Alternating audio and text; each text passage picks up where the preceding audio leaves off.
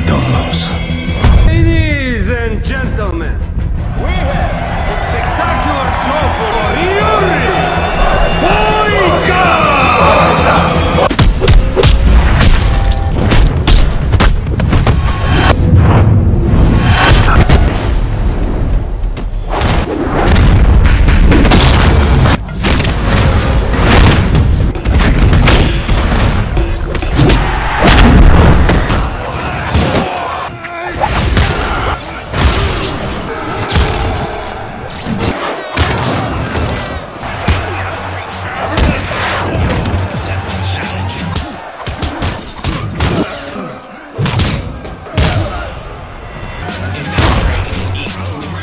Film dibuka di penjara Sweetwater yang sedang mengadakan pertarungan tinju yang diikuti oleh petinju terbaik yang sedang menjalani masa tahanan.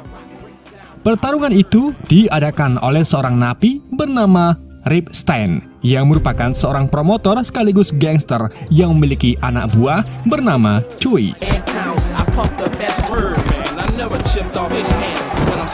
Setelah pertarungan pembuka selesai, kini giliran pertarungan tinju utama yang akan diikuti oleh seorang napi sekaligus mantan petinju terbaik Amerika Selatan bernama Monroe Hachan melawan napi orang Jerman bernama Van Van Zandt.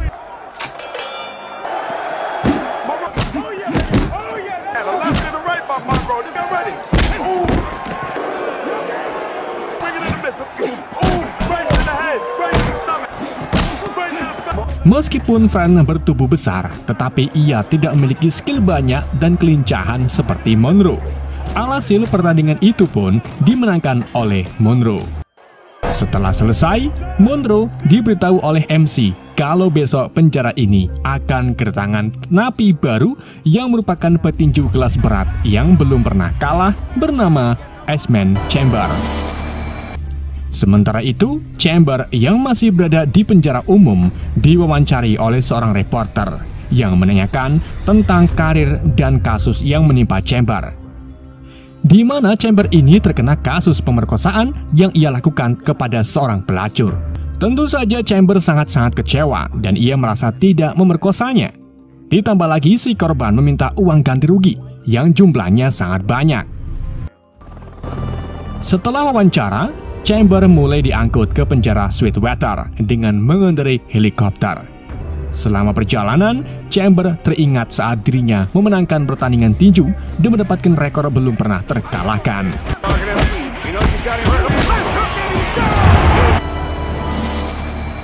Setibanya di Sweetwater, Chamber diamati oleh Monroe yang sudah siap menunggu kedatangannya. Monroe lalu dihampiri oleh mentornya bernama Redback yang meminta Monroe untuk melakukan hal sesuatu agar Chamber tidak bisa mengambil alih posisinya sebagai juara tinju penjara. Chamber kemudian dihadapkan dengan kepala sipir bernama Werden yang menerangkan bagaimana ketatnya penjara Sweetwater. Ia juga menyampaikan kalau penjara ini hanya diisi oleh pelaku perampokan, pemerkosaan, pembunuhan, dan anggota gangster.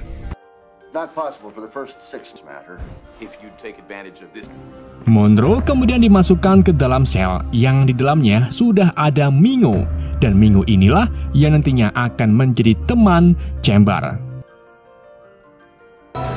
Di hari berikutnya, ketika para napi sedang makan siang, Chamber entah mengapa mencari-cari keberadaan Monroe yang ia anggap sebagai juara di penjara ini. Setelah bertemu, Chamber lalu merendahkan Monroe dan menamar wajahnya. Hal itu pun membuat para napi ricuh. Ditambah lagi, Chamber menantang para napi dan mengeklaim kalau dirinya lah juara di penjara ini. Karena kejadian itu, Chamber pun mendapatkan peringatan dari Werden, sedangkan Monroe yang tak mulai duluan malah dikurung di dalam sel dengan pintu tertutup paten. Di hari berikutnya lagi, ketika Chamber dan Mengo di lapangan penjara, ia lagi-lagi membuat masalah dengan menantang Redback untuk memukul wajahnya. Redback pun bingung dengan perilaku Chamber yang begitu sangat sombong. Karena tak ingin berurusan dengan Chamber, Redback pun menuruti kemauan Chamber dengan memukul wajahnya. Namun, Chamber malah memukul balik Redback dan mintanya untuk memberitahu Monroe kalau dirinya lah yang berkuasa. 1 minggu kemudian, Chamber kemudian dikunjungi oleh mentornya bernama Levis yang memberi informasi kalau musuh petinjunya yaitu Montel akan bertanding di tingkat kelas berat. Hal ini pun membuat Chamber sedikit kesal dan iri karena seharusnya ia tak dipenjara dan dirinya lah yang berhak mendapatkan juara daripada Montel. Meskipun begitu, Levis tetap menasihati Chamber agar berperilaku baik di penjara sehingga nantinya Chamber bisa mendapatkan keringanan. Di hari berikutnya, kepala keamanan sipir bernama Mercer menghampiri Mango untuk menanyakan tentang Chamber yang telah memukul Fran sampai pingsan. Berita itu pun dibenarkan oleh Mango kalau Chamber memang memukul wajah Fran karena Chamber merasa tersinggung ketika Fran ingin memojokkannya di toilet. Singkat cerita, beberapa hari kemudian, Chamber didatangi promotornya yang menyampaikan kalau keuangan dari karir Chamber terancam menurun. Hal itu disebabkan karena si korban meminta ganti rugi uang sebesar $75 juta. Promotor itu lalu meminta Chamber untuk segera keluar dari penjara dan mulai bertanding untuk mendapatkan uang lebih banyak. Di minggu kedepannya, Chamber diwawancari lagi oleh administrasi kepala sipir yang menanyakan tentang langkah-langkah Chamber melakukan pemerkosaan. Di situ, Chamber tetap menegaskan kalau dirinya tidak memerkosa pelacur tersebut. Yang ia lakukan hanya menidurinya. Ia juga mengungkapkan ketidakadilannya dalam kasusnya yang mana dirinya disalahkan memerkosa seorang pelacur yang memang sudah menjadi pekerjaannya. Setelah 10 minggu di dalam penjara, Chamber kemudian dihampiri sebujur napi bernama Anthony yang memberitahu Chamber kalau seorang napi sekaligus mantan gangster bernama Saladin ingin mengajak Chamber bergabung. Chamber yang tak ingin berteman dengan siapapun lalu menemui Saladin dan tanpa pikir panjang langsung mengajar Saladin beserta anak buahnya.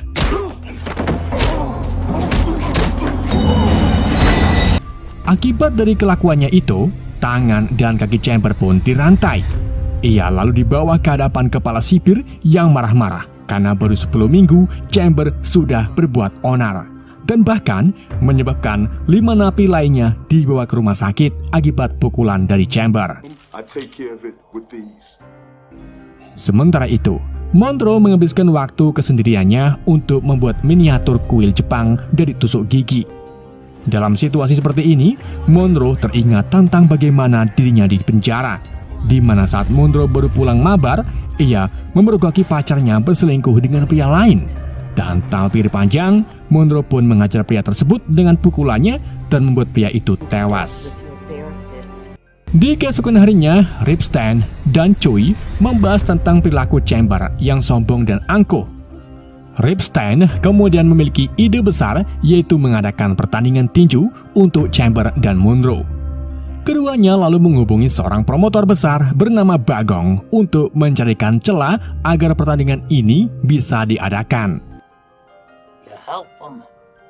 Permintaan itu pun akhirnya sampai ke kepala sipir yang akhirnya menyetujui pertandingan ini asalkan berjalan dengan baik karena kebetulan pada hari pertandingan ia akan berlibur bersama keluarganya. Setelah pertandingan ditetapkan, Monroe akhirnya dikeluarkan dari sel patennya guna menyiapkan diri selama 50 hari.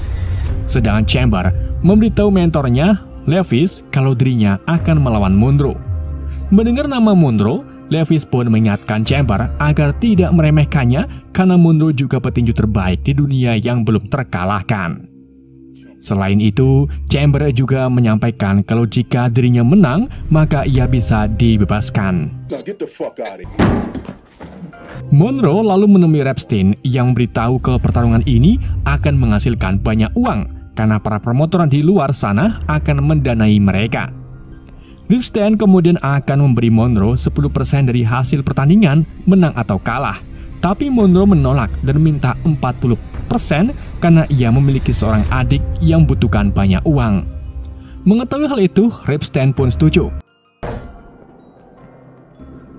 Setelah Monroe pergi, kini giliran Chamber menemui Ripstein. Repstein kemudian memberitahu aturan pertarungan kali ini, di mana pertarungan mereka akan diadakan di dalam kandang dan tidak ada wasit. Jika salah satu tumbang, maka akan dihitung selama 60 detik. Jika ia tak bisa bangun, maka dinyatakan kalah.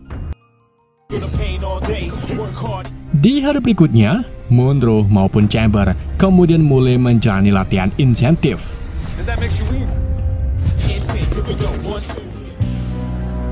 Dalam latihan tersebut, Monroe lebih fokus kepada kelincahannya dan pernafasannya dengan berlari. Saat waktu menunjukkan 16 hari menjelang latihan, Chamber yang sedang makan tiba-tiba diganggu oleh semua napi yang mengetuk gelas di meja mereka secara bersamaan. Mercer yang mengetahui akan terjadi kericuhan lalu segera menyuruh para petugas untuk bersiap-siap. Para napi kemudian mulai meneriaki nama Monroe sebagai bentuk dukungan mereka. Sedangkan Chamber malah memancing emosi para napi yang membuat kericuhan tidak dapat dihindari.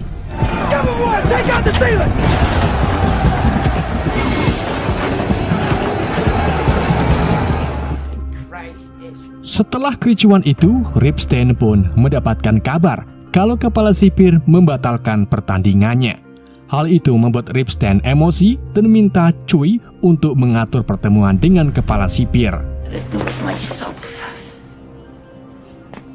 Di malam harinya, Repstein kemudian bertemu dengan kepala sipir Werden yang marah-marah karena para napi membuat kericuhan besar jelang pertandingan tersebut. Karena Repstein sangat berharap pertandingan ini bisa berjalan dengan baik, ia pun mengancam Werden dengan memberi dua pilihan, yaitu membatalkan pertarungan tapi ia akan mati oleh anak buahnya di luar sana, atau melanjutkan pertandingan dan Werden mendapatkan banyak uang sekali. Sadar bahwa Repstein bukan orang sembarangan meski seorang napi, Werden pun akhirnya setuju. Well, sir. Di sisi lain, Bagong menghubungi Choi dengan niatan membuat pertandingan rekayasa, di mana Monroe harus mengalah di ring agar Chamber yang menang. Namun tentu saja Choi menolak karena Repstein ingin pertandingan ini adil.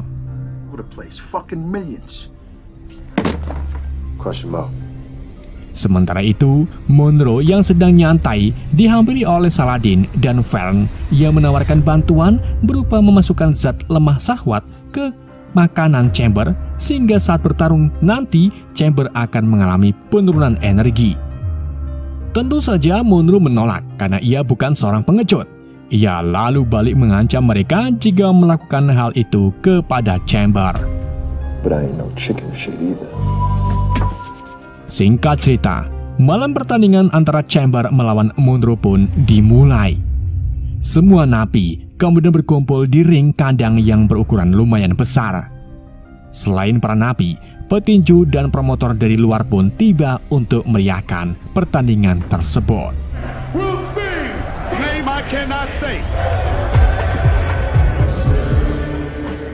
Sebelum dimulai, para napi menyanyikan lagu kebanggaan mereka agar pertandingan ini bisa berjalan dengan lancar.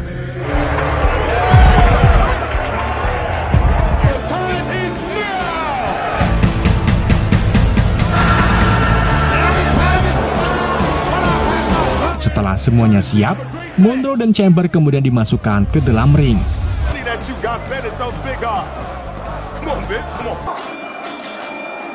Dan tak berpikir panjang, ronde ke-1 pun dimulai.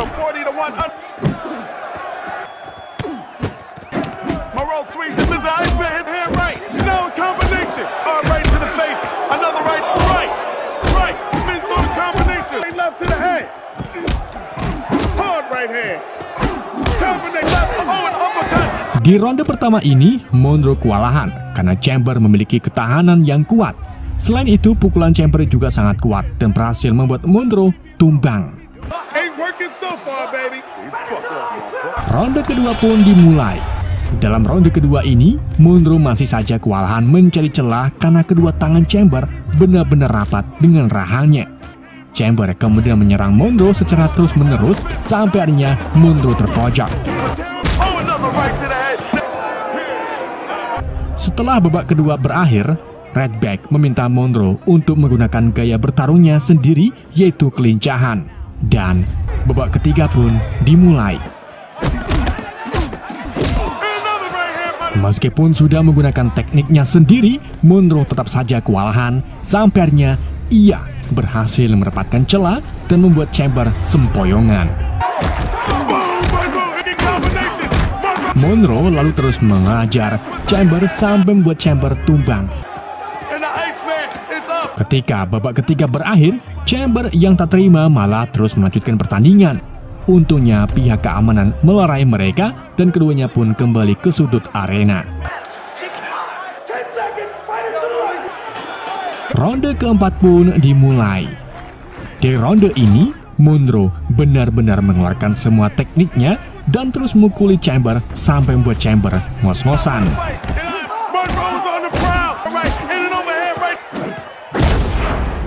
Monroe lalu melayangkan uppercut kepada Chamber yang membuat Chamber langsung knockout. Pertandingan itu pun dimenangkan oleh Monroe dan membuat semua napi bahagia.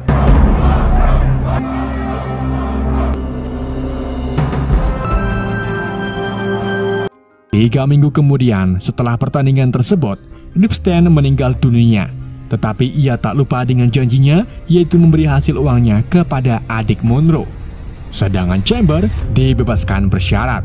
Namun, Chamber menyembunyikan kekalahannya tersebut kepada publik sehingga publik masih menganggap kalau Chamber lah belum pernah terkalahkan.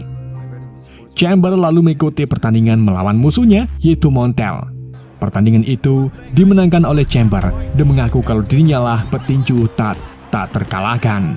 Namun, para napi Sweetwater yang menjadi saksi tak terima dan tetap menunjuk Monroe sebagai petinju terbaik bagi mereka. Film pun bersambung. Beberapa tahun setelah melawan Monroe, Georgie Eastman Chamber kini menjadi terkenal dan sering mendapatkan endorse berupa minuman lunak di negara Rusia. Namun dalam hal ini, ia tak pandai ngapak dan sering mendapatkan komplain dari pihak agensi periklanan.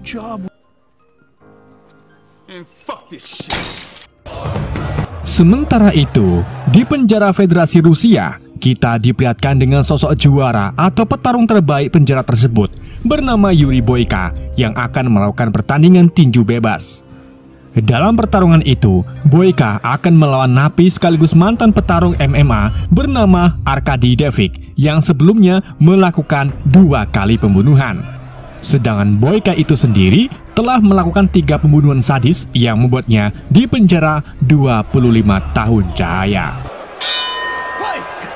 Selain itu, pertandingan ini ternyata juga diatur oleh seorang mafia Rusia bernama Gaga yang sengaja menayangkan pertarungan tersebut di klub miliknya.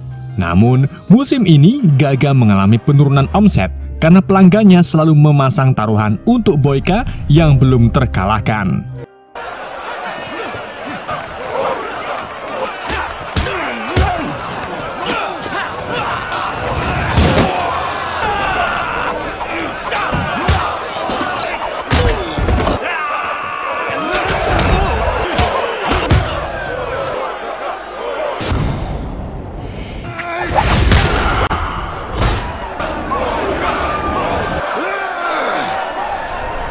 Sementara itu, 3 orang pria diam-diam menyusup ke kamar hotel Chamber, di mana mereka ini sengaja memasukkan segepok kokain ke dalam buku Injil Chamber dan di lemarinya. Di saat itu juga, Chamber datang. Ia pun langsung mengajar pria-pria tersebut. Namun dari arah belakang, salah satu pria menengkel Chamber sampai membuatnya pingsan. Setelah sadar, Chamber dan manajernya, yaitu Phil, memanggil polisi Rusia untuk memeriksa dugaan perampokan di kamar Chamber. Tetapi saat diteliti, pihak polisi menemukan 2 bungkus kokain dan tanpa adanya keterangan, Chamber malah langsung dituduh sebagai penjual narkoba.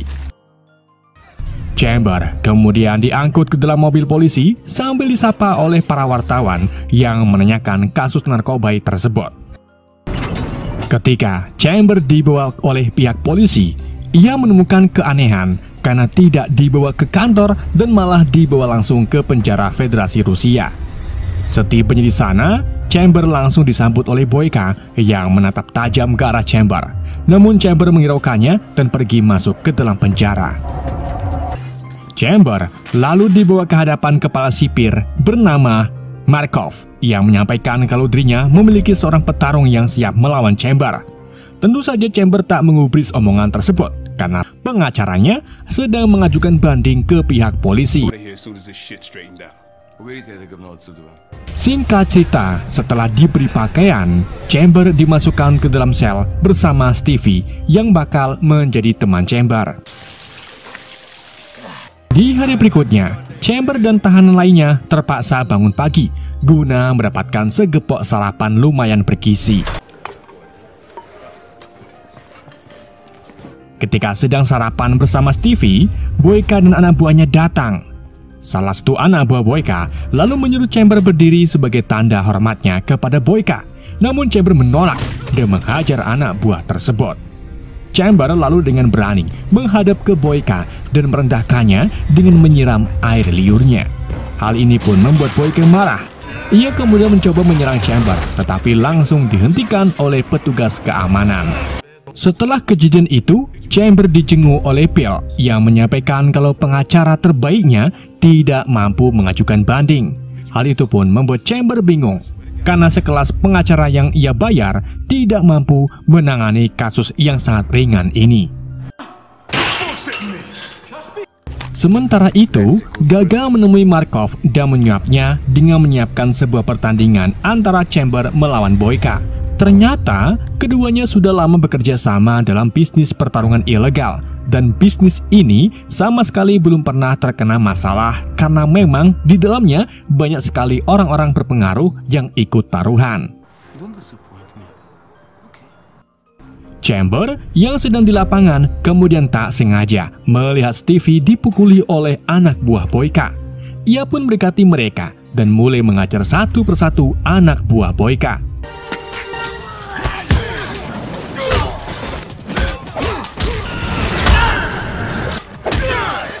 Setelah berhasil mengalahkan mereka, Chamber mendapati kalau Stevie ini ternyata pecandu narkoba yang memiliki banyak hutang kepada anak buah Boyka. Boyka yang baru saja beribadah kemudian tak sengaja menemukan wajah anak buahnya pada memar. Ia pun langsung menemui Chamber untuk mengajak ribut. Tetapi sebelum hal itu terjadi, keduanya langsung dihentikan oleh petugas penjara. Di malam harinya, penjara mengadakan pertarungan bebas yang diikuti oleh Boyka melawan napi petarung lain. Mengetahui bukan Chamber yang melawan Boyka, Gaga pun menghubungi Markov untuk menanyakan tentang pertarungan tersebut. Namun Markov menjelaskan kalau pertarungan yang ia inginkan sedikit agak susah diadakan karena Chamber menolak untuk bertarung melawan Boyka. Di dalam pertarungan itu, Chamber menjadi penonton di mana ia melihat bagaimana Boyka menghajar lawannya dengan sangat brutal dan bahkan hampir membunuhnya.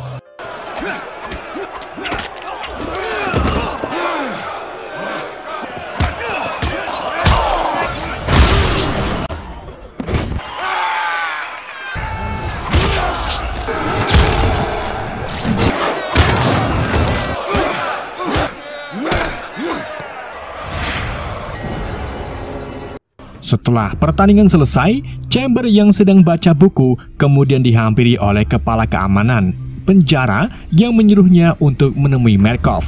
Namun Chamber menolak dan sengaja mengajar puluhan pengawalnya dengan tangan kosong. Meskipun jago gelut, Chamber akhirnya berhasil diamankan dan dibawa ke ruangan gelap. Di sana, Chamber dihampiri oleh Markov yang menawari berbagai macam fasilitas terbaik kepada Chamber jika Chamber mau bertarung melawan Boyka. Dan bahkan, Chamber ini bisa mendapatkan kemudahan dalam menangani kasusnya. Meskipun sudah diberi kode, Chamber tetap menolak dengan alasan ia akan bebas dari penjara ini tanpa bertarung. Dikarenakan Chamber menolak, ia pun disuruh membersihkan tai human yang terkumpul di sebuah saluran. Dikarenakan tempat itu sangat bau, Chamber pun menolak. Ketika Chamber diancam oleh petugas sipir, seorang napi lumpuh bernama Trot datang dan meminta para petugas itu untuk tidak mempermainkan Chamber.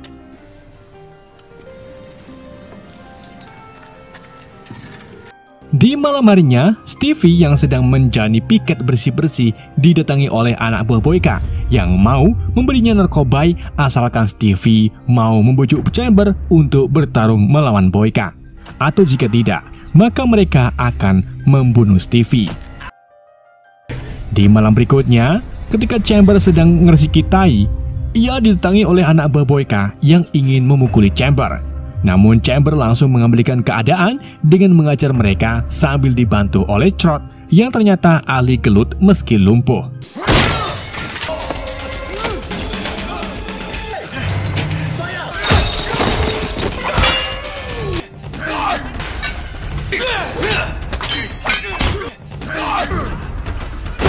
Akibat dari kericuan tersebut, Chamber pun mendapatkan hukuman dan dimasukkan ke dalam sel tikus yang banjir serta kotor. Setelah beberapa jam di dalam sel tikus, Chamber mengalami demam karena kedinginan. Untungnya, Trot datang dan memberi Chamber beberapa makanan hangat. Hal ini pun membuat Chamber bertanya-tanya, kenapa Trot mau menolongnya. Trot pun mengatakan kalau dirinya hanya ingin berbuat baik kepada Chamber. Your problem is that you're not. Setelah makan, Chamber kemudian dikeluarkan dari sel tikus. Ia lalu dibawa ke hadapan Gaga yang datang untuk membujuk Chamber agar mau bertarung. Tidak cuma itu, Gaga juga mendatangkan manajer Bill yang ternyata sudah bekerjasama dengan Gaga, di mana mereka sengaja menyelinapkan narkobai ke kamar Chamber agar Chamber ditangkap dan dibawa ke penjara ini. Bell lalu meminta Chamber untuk bertarung di ring karena pertarungan ini akan menghasilkan uang sangat banyak, yaitu 3 kali lipat dari pertandingan tinju biasa. Selain itu, Chamber juga akan dibebaskan setelah bertarung melawan Boyka. Karena tak ada jalan lain, Chamber pun akhirnya setuju.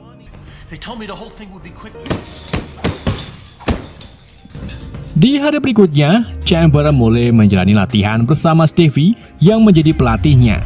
Sementara Boyka menjalani latihan dengan menghajar para napi yang ia jadikan sebagai samsak.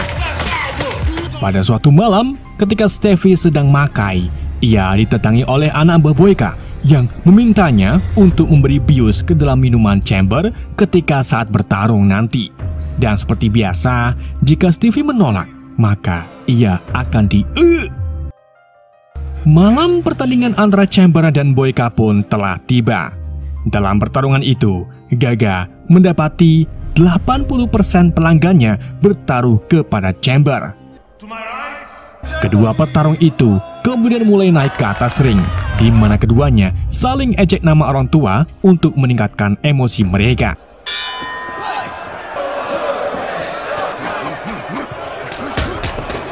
Selagi keduanya bertarung, anak buah Boyka menukarkan minuman yang sudah diberi bius kepada Stevie, dan hal ini pun membuat Stevie ketar-ketir karena sebenarnya ia tak tega membius temannya sendiri. Tapi untungnya, pertukaran tersebut diketahui oleh Trot.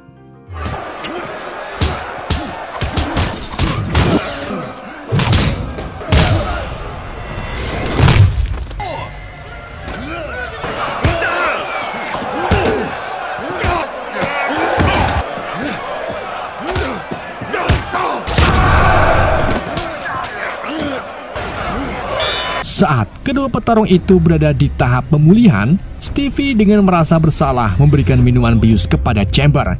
Ia tak berani memberitahu Chamber karena nyawa taruhannya. Ronde kedua pun dimulai, di mana dalam ronde kali ini Chamber tiba-tiba merasakan pusing yang membuat Boyka dengan mudah mengalahkan Chamber.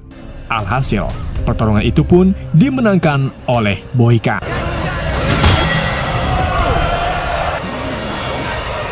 Setelah tersadar dari pingsannya, Trot memberitahu Chamber kalau dia dibius. Menyadari kalau Stevie lah yang beri biusnya, Chamber pun langsung mendatangi Stevie di selnya. Namun setibanya di sana, ia kaget karena mendebati kalau Stevie telah bunuh diri. Chamber kemudian menemui Boyka yang sedang makan. Ia marah-marah kepada Boyka karena telah membiusnya. Boyka pun terkejut karena dirinya tidak menaruh apapun di minuman Chamber. Ketika keduanya cekcok, Markov pun datang. Chamber lalu mengambil Markov dan memaki-makinya karena ternyata Chamber tidak dibebaskan meski sudah bertarung melawan Boyka. Chamber kemudian memukul Markov yang membuat dirinya dipasung di tiang lapangan tepat saat hujan salju turun. Sementara itu, Boyka kemudian mengundang semua anak buahnya yang telah membius Chamber secara diam-diam. Hal ini membuat Boyka murka karena dirinya bukan seorang petarung yang pengecut. Ia lalu membunuh 2 anak buahnya yang terlibat dalam membiusan tersebut. Di sisi lain, Pell diberi uang $250 juta oleh Gaga sesuai perjanjian mereka. Namun di sini, Pell dengan tega ingin memakan semua uang tersebut tanpa mempedulikan Chamber. Hal ini pun membuat Gaga marah dan sengaja membunuh Pell saat ia hendak pergi. Di keesokan harinya, Chamber yang kedinginan kemudian didekati oleh 3 napi yang merasakan kasihan kepada Chamber. Mereka lalu memberikan pakaiannya kepada Chamber sehingga Chamber ini tidak terlalu dingin.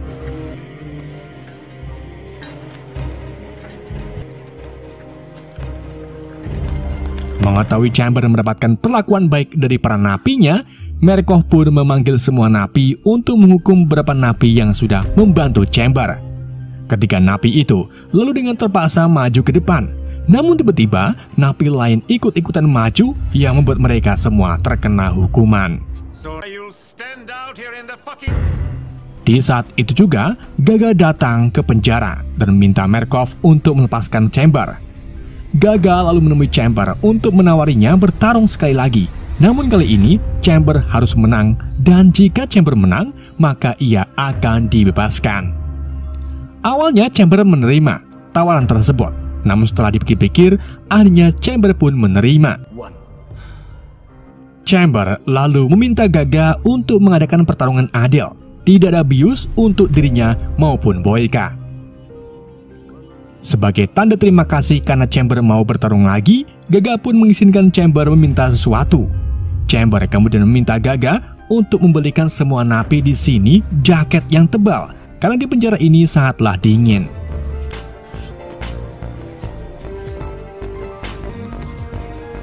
Setelah memberikan para napi jaket, Chamber dihampiri oleh Trot yang berterima kasih atas bantuan Chamber. Dan sebagai gantinya, Trot bersedia membantu Chamber untuk mengalahkan Boyka. Di hari berikutnya, Boyka kemudian mulai menjalani latihan begitu pula dengan Chamber. Namun kali ini, Chamber harus mengubah gaya bertarungnya karena Boyka memiliki kelincahan dalam serangan kaki. Trot lalu mengajari Chamber teknik kuncian untuk mematahkan kaki Boyka. Ia mengungkapkan kalau ingin mengalahkan Boyka, maka Chamber harus mematahkan kakinya. Di hari berikutnya, saat Trot sedang memandangi foto seorang anak perempuan di selnya, ia didatangi oleh Chamber yang ingin mengajaknya latihan. Chamber lalu iseng menanyakan tentang foto gadis perempuan tersebut. Trot mengungkapkan kalau foto gadis itu adalah ponakannya yang saat ini mungkin berumur 19 tahun.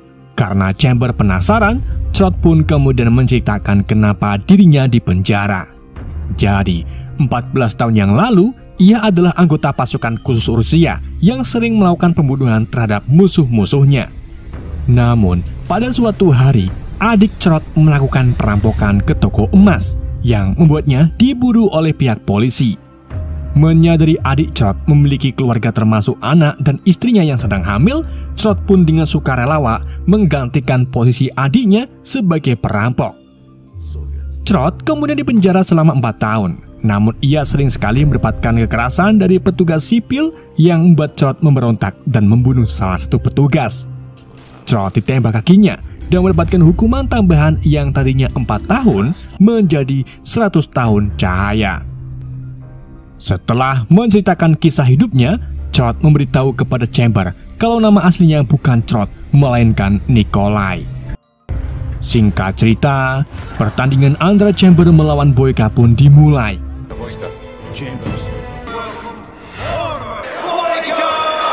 Di dalam ronde pertama kali ini, Chamber sudah hafal gaya bertarung Boyka yang membuatnya dengan mudah menangkis serangan dari Boyka sampai ronde pertama selesai.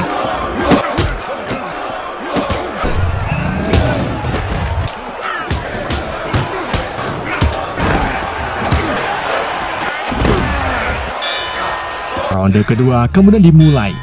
Dalam ronde ini, Boyka maupun Chamber saling adu pukul dan bahkan adu piting-pitingan di atas ring.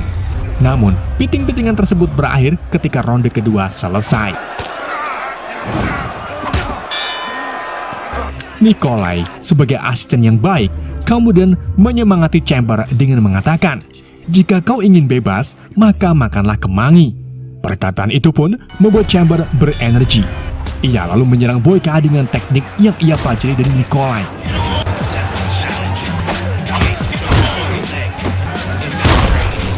Dan dengan taburan seres di atasnya, Chamber akhirnya berhasil memiting kaki Boyka dan langsung mematahkannya.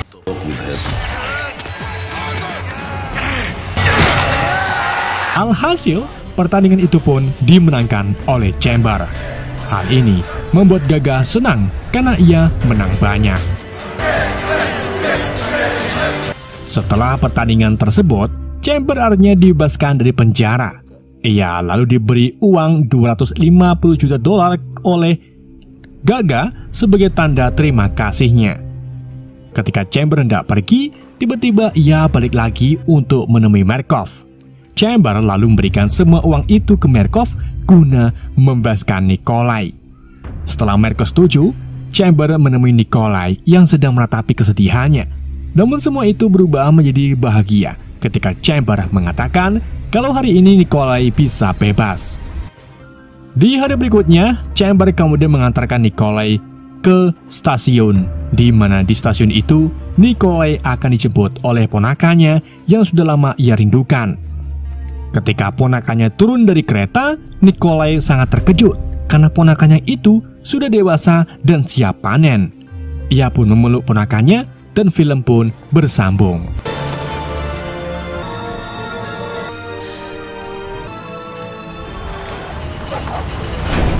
4 tahun setelah dikalahkan oleh Chamber, Yuri Boyka kini menjadi tukang bersih-bersih di toilet di penjara Federasi Rusia. Ia sudah tak bisa bertarung lagi karena kakinya patah saat bertarung melawan Chamber. Sementara itu, Gaga yang sebelumnya menjadi manajer Boyka kini telah memiliki petarung lain yang bernama Zykov. Kebetulan, di minggu ini Gaga sedang mengadakan seleksi di mana petarung yang berhasil bertahan akan dikirim ke turnamen PSG yang akan diisi oleh napi petarung di seluruh dunia. Dan pemenangnya akan mendapatkan imbalan kebebasan dari penjara ini. Ketika Boyka sedang bersih-bersih, ia bertemu dengan Gaga yang tak sengaja menjatuhkan uangnya. Gaga pun terkejut dengan kondisi Boyka saat ini yang sangat memprihatinkan. Di hari berikutnya, Gaga kemudian menemui Boyka untuk menawarkan sel yang lebih bagus. Karena bagaimanapun juga, Boyka pernah menjadi petarungnya dan menghasilkan banyak uang untuk Gaga. Namun sayangnya Boyka menolak dan malah meminta Gaga untuk memasukkannya ke dalam pertarungan melawan Zykov. Tentu saja Gaga menolak karena kaki Boyka terluka dan jika ia bertarung, pasti Boyka akan mati. Menyadari hidup seperti ini tidak akan membuat Boyka hidup, ia pun memutuskan untuk melatih kakinya.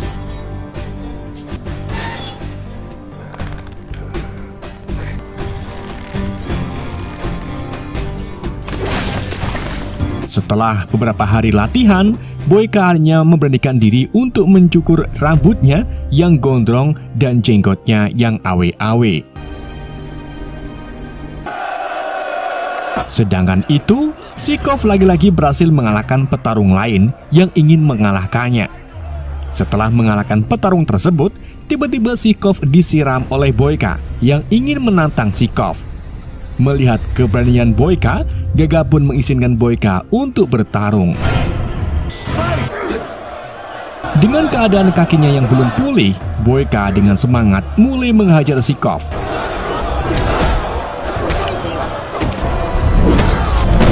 Hal ini pun membuat Gaga terkejut dan dengan terpaksa harus membawa Boyka ke dalam turnamen mewakili penjara Rusia.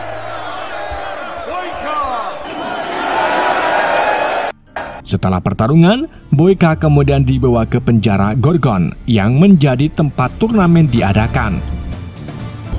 Setibanya di sana, Boyka kemudian dikumpulkan bersama 7 napi petarung lainnya oleh kepala sipir.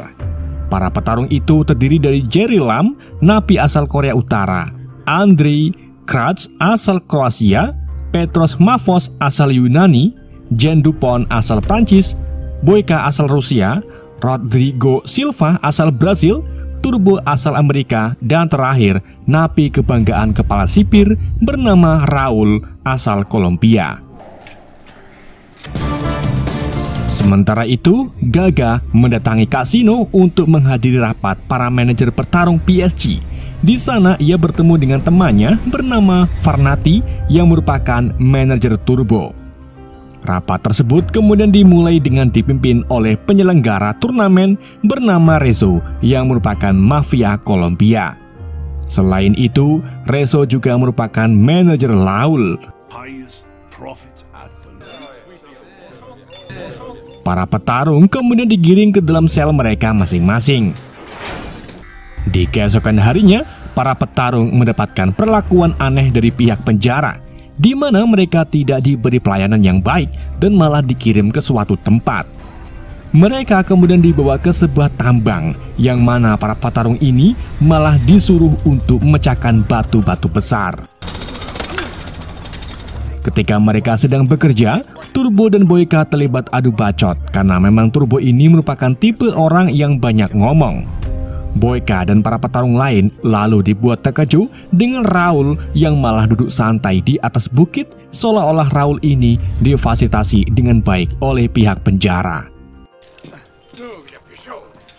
Setelah bekerja, para petarung kemudian diberi waktu 1 jam untuk latihan. Meskipun capek habis meroyek, Boyka dan Turbo dengan semangat melatih tinju mereka.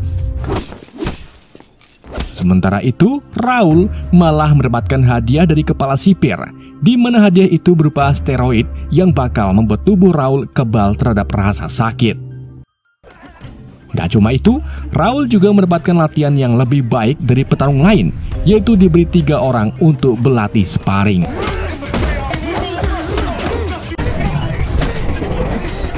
Singkat cerita, hari turnamen pun telah tiba.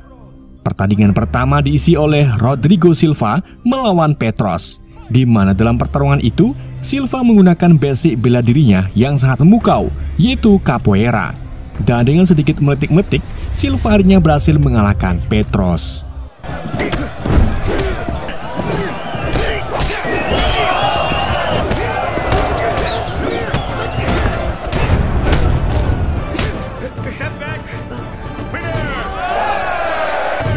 Pertandingan berikutnya kemudian diisi oleh Turbo melawan Andrei asal Kroasia.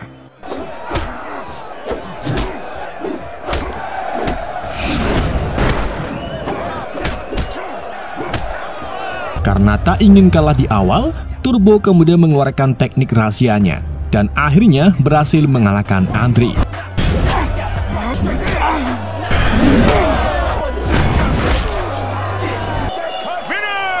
Pertandingan selanjutnya kemudian diisi oleh Boyka melawan Jean Dupont asal Prancis. Dalam pertarungan itu, Boyka menunjukkan kelebihannya sebagai seorang petarung tak terkalahkan. Meskipun kakinya cedera, Boyka masih bisa melakukan tornado kick dan akhirnya berhasil mengalahkan Dupont.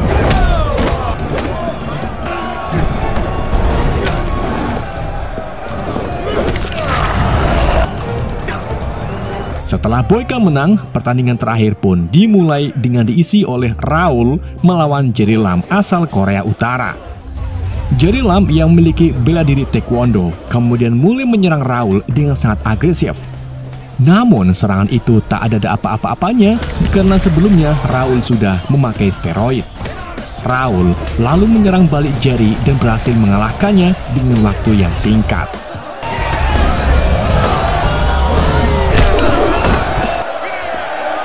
Setelah pertandingan berakhir, kepala sipir penjara menemui 4 petarung yang kalah. Ia memberitahu bahwa mereka akan dikirim kembali ke penjaranya masing-masing. Keempat petarung itu lalu diangkut ke dalam bus. Namun di tengah jalan, mereka malah diturunkan ke lokasi yang sepi dan tiba-tiba mereka ditembak mati oleh petugas penjara. Di hari berikutnya, Turbo, Boyka, dan Silva dikirim kembali ke tambang untuk bekerja keras. Di sana Turbo lagi-lagi merendahkan Boyka dengan mengatakan kalau ia akan mengalahkan Boyka di ring. Hal itu pun membuat Boyka marah dan terjadilah perkelahian antara keduanya.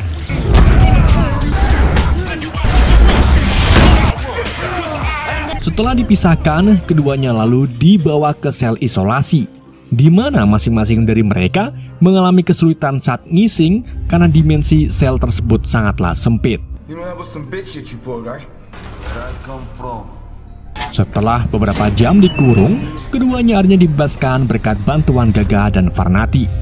Keduanya lalu menghadap kepada manajer mereka masing-masing, di mana Boyka dan Turbo menyampaikan kalau dirinya dipekerja paksakan oleh pihak penjara di tambang dan hanya diberi waktu 1 jam untuk latihan. Mendengar hal tersebut, Gaga dan Varnati pun marah. Mereka pergi ke ruang kepala sipir penjara dan bertanya mengapa petarung andalannya harus dipekerjakan dengan keras. Rezo yang berada di ruangan tersebut lalu mengungkapkan alasannya menyiksa petarung lain, yaitu agar petarungnya, yaitu Raul, bisa mengalahkan semua petarung. Dengan begitu, Rezo akan mendapatkan taruhan yang sangat banyak. Bukannya makan, Rezo malah mengajak Gaga dan Varnati untuk berpindah pihak kepada Raul. Dengan begitu, mereka akan mendapatkan hasil yang sangat melimpah. Karena keduanya seorang pebisnis dan tak mau rugi, Gaga dan Varnati pun akhirnya setuju untuk berpihak kepada Raul. Di keesokan harinya, seperti biasa, Turbo terus melecehkan Boyka dengan mengatakan kepadanya bahwa Boyka akan kalah. Singkat cerita, setelah melewati hari yang berat, Boyka memutuskan untuk berlatih 1 jam guna mengasah skill gelutnya. Awalnya Turbo enggan untuk latihan, namun setelah dipikir-pikir, ia pun akhirnya ikut-ikutan latihan bersama Boyka. Di hari berikutnya, saat Boyka dan Turbo hendak sarapan, mereka langsung dibawa ke tambang untuk memproyek. Dikarenakan jam tayang latihan mereka kurang, Boyka dan Turbo pun memanfaatkan pekerjaan ini untuk latihan mobilitas.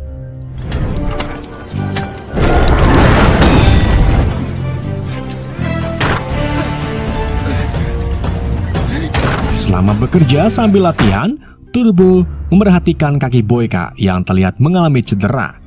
Turbo lalu mengambil sebuah tanaman berbunga dan minta Boyka untuk mengambil minyaknya sebagai obat untuk kakinya.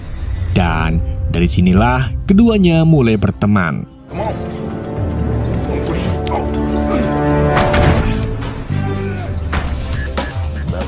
Hari pertandingan semifinal pun dimulai.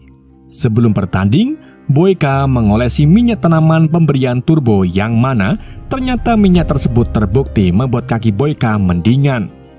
Boyka kemudian naik ke ring untuk melawan Rodrigo Silva.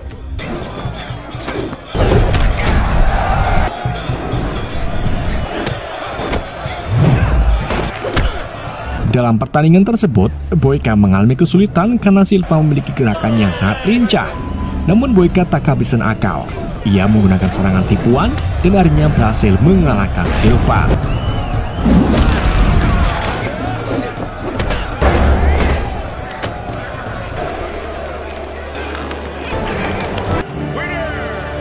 Setelah pertandingan selesai, seperti biasa, penjaga membawa Silva ke dalam bus dan membawanya ke tempat yang sepi, di mana di sana Silva ditembak mati seperti petarung yang lain. Sementara itu, Rezo memberitahu kepala sipir bahwa dia khawatir dengan kemampuan Boyka yang mungkin bisa mengalahkan Raul. Ia juga tak meremehkan Turbo yang memiliki kesamaan seperti Boyka. Rezo lalu minta kepala sipir untuk menyingkirkan Turbo sehingga nantinya Boyka bisa secara langsung melawan Raul. Setelah berdiskusi, kepala sipir sengaja menemui Turbo dan meminta anak buahnya untuk memukuli Turbo.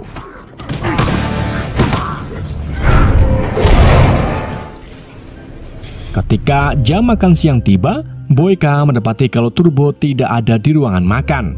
Ia pun lalu kembali ke sel dan menemukan kalau Turbo babak belur akibat dipukuli penjaga sipir. Meskipun begitu, Turbo tak menyerah, bertekad untuk mengalahkan Raul.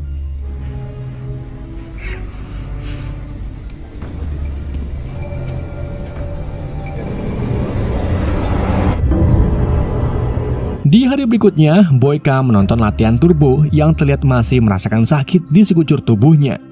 Boyka dan Turbo kemudian dibawa lagi ke tambang untuk kerja keras. Sesampainya di sana, Boyka meyakinkan Turbo kalau ia tidak akan bisa menang melawan Raul karena luka-lukanya.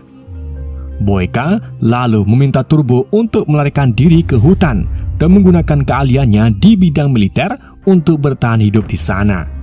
Awalnya Turbo menolak, namun setelah mendengar salah satu napi mengatakan kalau para petarung yang kalah tidak akan selamat, Turbo pun akhirnya setuju. Boyka kemudian mulai mencoba memotong rantai kaki Turbo dengan palu, namun rantai tersebut sangatlah keras. Boyka lalu mengambil cara lain dengan menghajar para penjaga.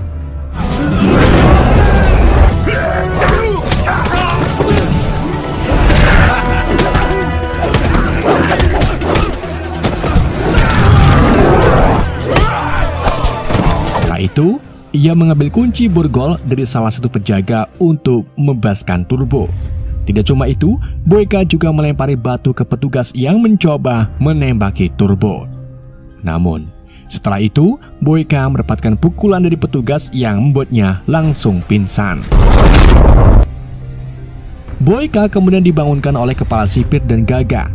Boyka memohon kepada Gaga untuk memberinya fasilitas. Namun Gaga menolak karena ia sudah berpihak kepada Raul. Hal ini pun membuat Boyka murka dan berjanji akan mengalahkan Raul.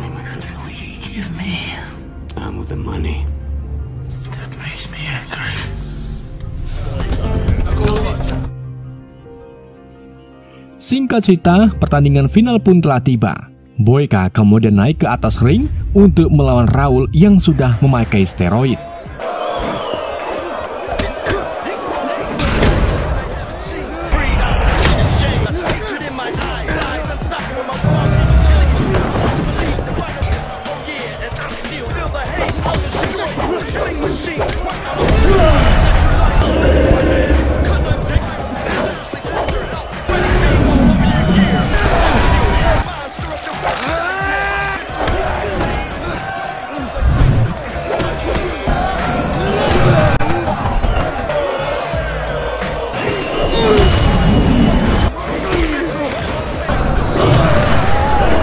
Raul terus menyerang Boyka sampai membuat Boyka terlempar dari ring.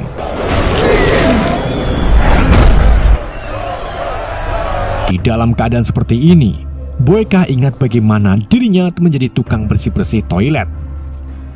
Dan karena tidak ingin menjadi tukang bersih-bersih lagi, Boyka pun membalut lututnya dengan pel-pelan. Setelah itu, ia naik ke atas ring yang membuat semua orang terkejut.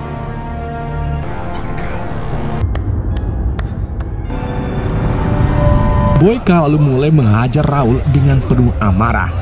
Dan akhirnya, Boyka berhasil mengalahkan Raul dengan mematahkan lututnya dengan jurus dengkul kopong.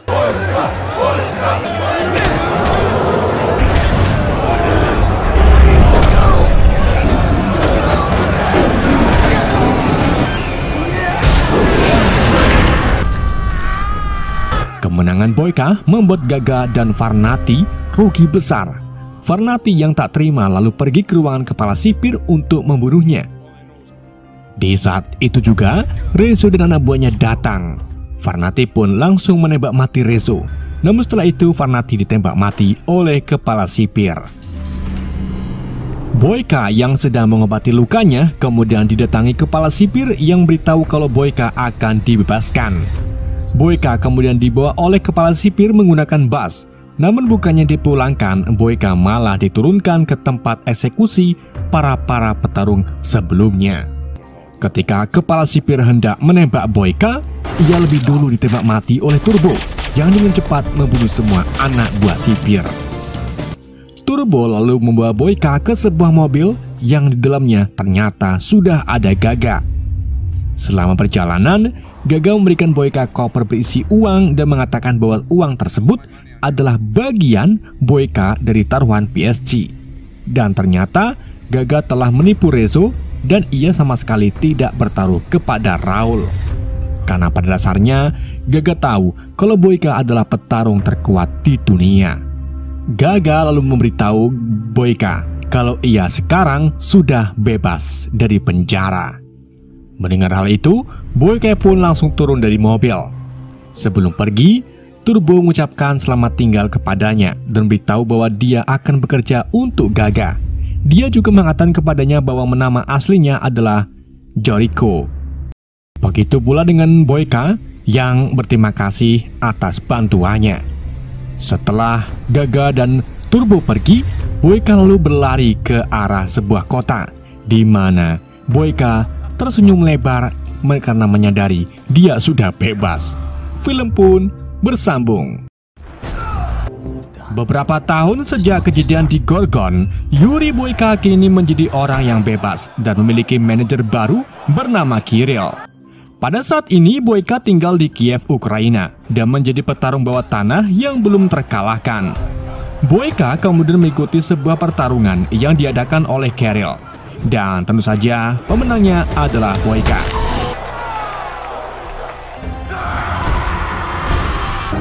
Kita kemudian beralih ke penjara Federasi Rusia yang dulu menjadi tempat tinggal Boyka, di mana penjara itu memiliki petarung baru yang sangat kuat bernama Kosmar. Tubuhnya yang besar membuat Kosmar ini harus dirantai dan disogok bagian lehernya dengan sebuah besi panjang. Kosmar kemudian dinaikkan ke atas ring untuk melawan salah satu napi petarung yang sengaja dikirim oleh kepala sipir Markov. Dalam pertandingan itu, Kosmar dipukuli oleh lawannya, namun ia tak apa dan menyerang balik lawannya dengan sangat brutal sampai membuat lawannya itu tewas di tempat.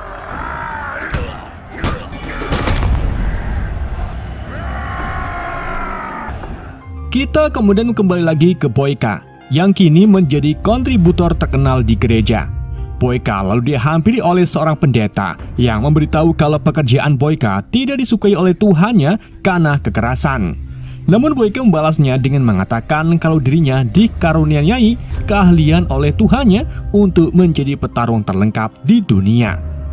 Meskipun perkataan pendeta ini bikin Boyka sedikit kena mental, tetapi Boyka tetap semangat untuk terus bertarung di ring karena ia ingin menjadi petarung MMA resmi sambil menunggu kesempatan untuk berpartisipasi dalam pertandingan resminya tersebut. Singkat cerita, saat Boyka sedang berlatih, ia dihampiri oleh Kirill yang berhasil mencarikan lawan yang sah yang dapat memberikan kesempatan kepada petarung pemenang untuk masuk ke dalam petarung resmi MMA di Budapest. Mendengar hal itu, Boyka pun langsung menyetujuinya. Malam pertandingan pun telah tiba. Lawan Boyka yang dimaksud Kirill ternyata seorang petarung veteran Rusia bernama Viktor yang memiliki niatan masuk ke dalam dunia MMA. Pertandingan pun dimulai. Dalam pertandingan itu, kedua petarung saling memamerkan kepiawaian mereka yang membuat penonton terbaik man.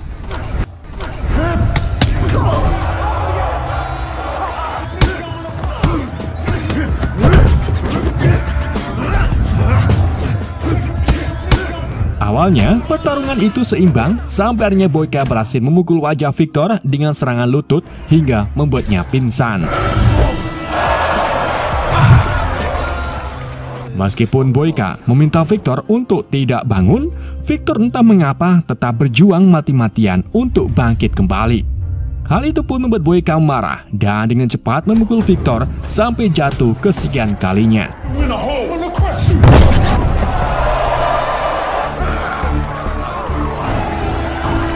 Setelah pertarungan dimenangkan oleh Boyka, Boyka dihampiri oleh promotor MMA yang akhirnya mengundang Boyka untuk bergabung di pertandingan MMA nanti. Hal ini pun membuat Boyka bahagia karena perjuangannya selama ini tidak sia-sia. Ketika Boyka hendak pulang, ia melihat Viktor dibawa ke rumah sakit. Salah satu perawat lalu memberitahu Boyka kalau Victor mengalami gegar otak yang membuat keadaannya kini semakin kritis. Setelah mendengar kabar itu, hidup Boyka tidak tenang. Ia merasa bersalah dan bahkan bermimpi tentang perkataan pendeta sebelumnya. Di keesokan harinya, Boyka menemui Carol untuk menanyakan keadaan Victor. Namun ternyata, Victor sudah meninggal dari malam. Mendengar hal itu, Boyka pun langsung terkejut. Ia lalu minta Carol untuk memberikan alamat Victor dan setelah menemukan alamatnya, Boyka mendapati kalau Victor memiliki seorang istri bernama Alma. Boyka kemudian meminta Carol untuk membuatkannya paspor palsu ke Rusia, di mana Boyka ingin menemui istri Victor untuk menembus kesalahannya. Meskipun sebenarnya Victor ini tidak bersalah karena setiap pertarungan pasti sudah ada resikonya. Sementara itu, di Rusia, Alma dan sedulur-sedulurnya mengadakan upacara pemakaman Victor di gereja. Dalam upacara itu, seorang mafia bernama Zorab datang. Setelah upacara selesai, Alma dihampiri Zorab yang ternyata ingin menagih hutang suaminya. Namun karena Alma tak ada uang, Zorab pun meminta Alma untuk bekerja dengannya selama beberapa tahun. Setelah mendapatkan paspor palsu dari Carol, Boyka langsung berangkat ke Rusia dengan menaiki minibus. Karena jika Boyka menaiki tank, pasti Boyka akan ditangkap. Ketika minibus tersebut melintasi perbatasan, semua penumpang dicek paspornya, termasuk Boyka. What were you doing in Ukraine? Boyka lalu mengungkapkan kalau kedatangannya ke sini hanya untuk menemui kakeknya yang sedang sakit. Singkat cerita, Boyka akhirnya sampai di kota Drovny, Rusia, tempat di mana Alma tinggal. Boyka kemudian pergi ke hotel terdekat untuk meletakkan barang-barangnya. Setelah itu, Boyka pergi ke tempat tinggal Alma yang ternyata di sebuah sasana gedung karate khusus anak-anak dan adik-adik. Saat Boyka melihat Alma, tiba-tiba mobil SUV datang, di mana pria-pria menyeramkan keluar dan membawa Alma masuk ke dalam mobil mereka. Salah satu anak buah Zorab lalu menanyakan tujuan Boyka datang ke sini, yang dijawab oleh Boyka kalau ia ingin berbicara dengan Alma. Namun, anak buah tersebut memperingati Boyka agar tidak mengganggunya karena Alma sekarang bekerja di klub milik bosnya. Boyka kemudian mengikuti Alma ke klub milik Zorab, di mana klub tersebut mengadakan tarung bebas untuk berjudi dan pertarungan terbaik di klub tersebut adalah Igor.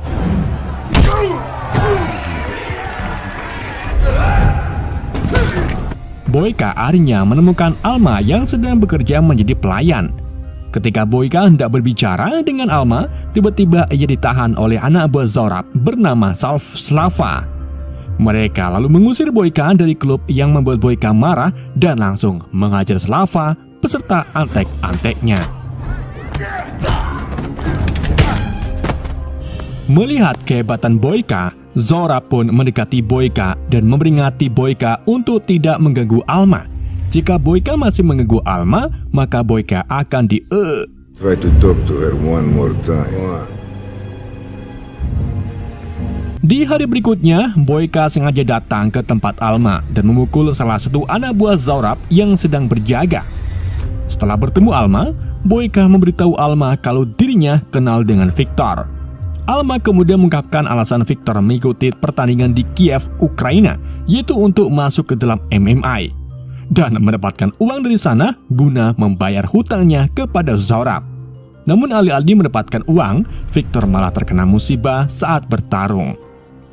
Di sini, awalnya Boyka tidak mampu untuk memberitahu yang sebenarnya. Namun setelah diselebel-selebel, Boyka akhirnya mengatakan kalau dirinya lah yang menjadi lawan saat bertarung melawan Victor. Boyka lalu memberi uang hasil bertarungnya kepada Alma. Namun Alma menolak dan marah besar karena Boyka telah membunuh suaminya selama bertarung. Menyadari Alma memiliki hutang kepada Zorab, Boyka pun mendatangi klub Zorab dan menawari Zorab sebuah perjanjian, di mana Boyka akan menjadi petarung Zorab guna menghasilkan uang dan sebagai imbalannya Zorab harus melepaskan Alma. Zorab pun setuju, tetapi Boyka harus melawan petarung terbaiknya setelah mengikuti 2 pertandingan.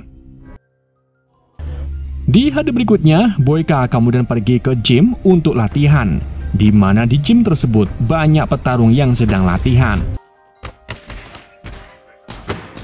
Salah satu petarung bertubuh besar kemudian mendekati Boyka dan sengaja merendahkan Boyka. Hal ini pun membuat Boyka marah dan langsung menendang pria tersebut sampai pingsan.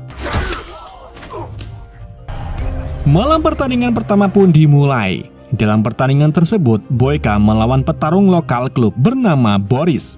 Dan seperti biasa, Boyka berhasil mengalahkan lawannya tersebut dengan sangat mudah.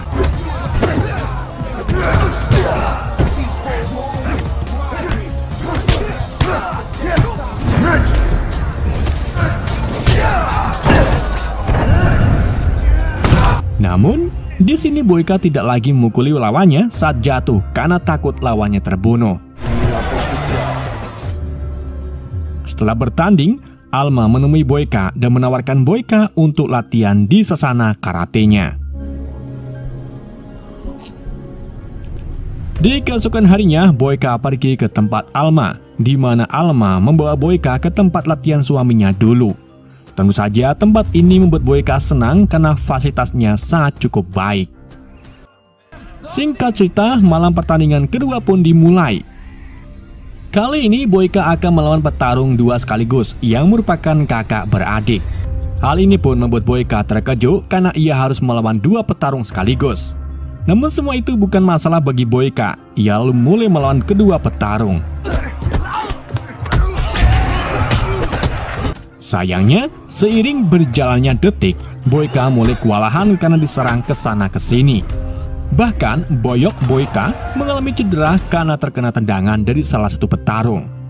Meskipun begitu, Boyka tak menyerah. Ia bangkit kembali dan akhirnya berhasil mengalahkan mereka berdua.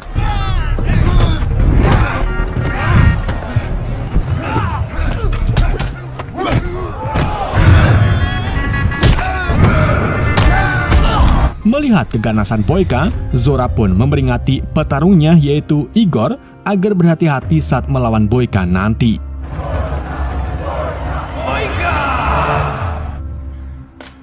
Di keesokan harinya, Zora sengaja memanggil kepala kepolisian, di mana ia menyogok polisi tersebut untuk membawakan Kosmar ke klubnya. Ternyata petarung terbaik Zora adalah Kosmar yang sekarang berada di penjara Federasi Rusia. You're not gonna just make more money. Sementara itu, Boyka yang sedang latihan didekati oleh Alma yang memberi Boyka obat tumbuk. Obat itu meminimalisir rasa sakit dari boyok Boyka setelah terkena tendangan tadi malam. Di hari berikutnya, Alma yang sedang ngumbai ajang tiba-tiba didatangi Zorab yang memperingati Alma agar tidak membantu Boyka. Jika Alma memberi pertolongan kepada Boyka, maka Boyka akan dibunuh. Di sisi lain, Boyka yang sedang lari siang ditelepon oleh Carol yang beritahu kalau tiket menuju ke Budapest akan tiba jam 10 malam. Carol lalu minta Boyka untuk pergi ke bandara sebelum jam 10 tiba. Setelah diberitahu oleh Carol, Boyka kemudian kembali ke hotel, di mana di sana sudah ada Alma yang sengaja datang ke sini untuk menanyakan bagaimana cara Boyka mencelakai Victor. Dengan perasaan bersalah, Boyka mengungkapkan bahwa ia sudah berusaha meminta Victor untuk menyerah, tapi Victor menolak yang membuat Boyka marah dan melayangkan serangan keras ke arah kepala Victor. Mendengar pernyataan Boyka, Alma pun tak kuasa. Ia langsung pergi dari kamar Boyka untuk ngombe wedang jahe. Malam pertandingan terakhir pun telah tiba. Dalam pertandingan kali ini, Boyka melawan petarung Zorab yaitu Igor yang dinyatakan belum pernah kalah.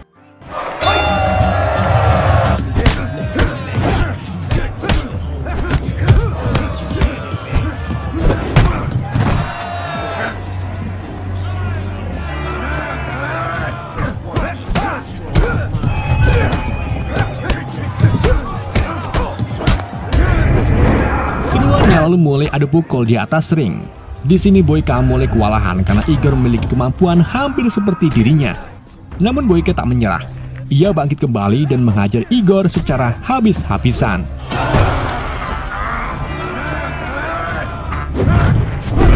Sampai akhirnya Boyka berhasil mengalahkan Igor.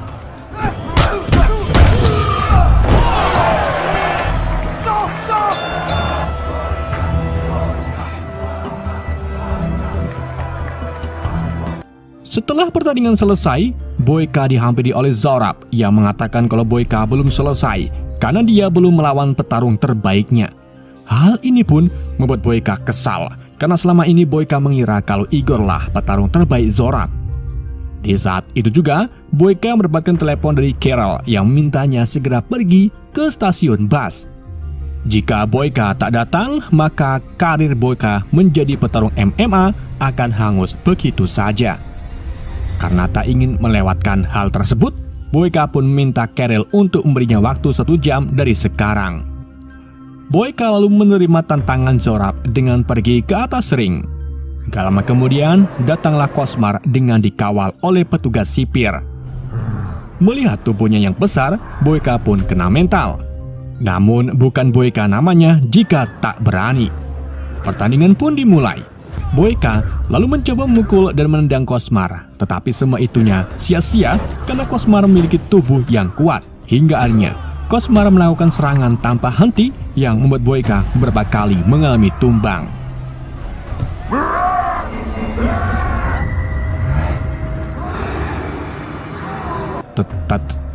Tetapi Boyka tak menyerah. Ia bangkit kembali dan mulai menyerang Cosmar dengan teknik grappling. Hingga akhirnya Boyka pun berhasil mengalahkan Cosmar.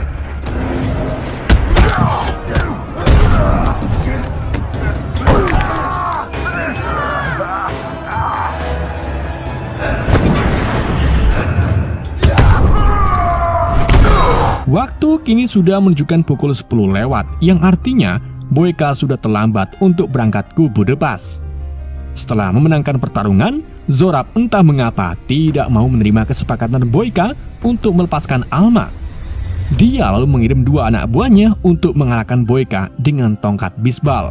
Tetapi Boyka bangkit kembali dan langsung mengajar mereka.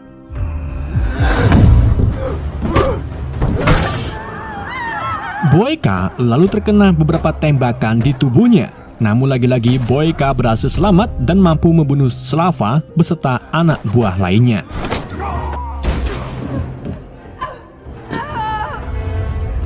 Boyka kemudian pergi menyusul Zorab yang sedang menyandra Alma. Zorab kemudian mengancam akan membunuh Alma jika Boyka tidak meletakkan pistolnya. Dan dengan terpaksa, Boyka pun membuang senjatanya. Ketika Zorab teralihkan, Alma menggigit tangannya yang memberikan Boyka kesempatan untuk menangkap Zorab. Setelah itu, Boyka lalu mencekik Zorab sampai membuatnya meninggal. Setelah pertarungan singkat dengan Zorab, Boyka kelelahan dan minta maaf kepada Alma atas kematian suaminya. Namun sayangnya, permintaan maaf Boyka tidak ditanggapi oleh Alma. Di saat itu juga, polisi Rusia datang. Boyka lalu ditangkap dan akhirnya Boyka dimasukkan kembali ke bekas penjaranya dulu.